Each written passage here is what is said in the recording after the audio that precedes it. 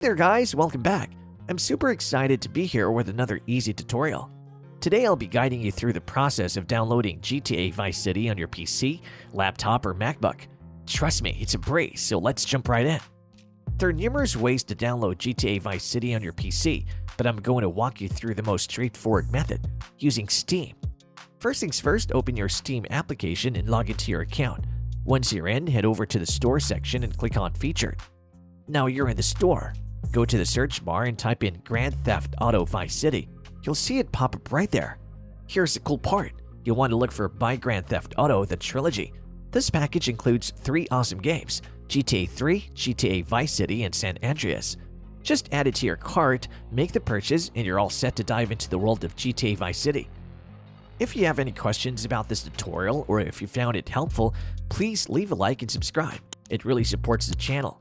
If you enjoyed this video, don't forget to hit that like button and subscribe. Thanks so much for watching, and I'll see you in the next one.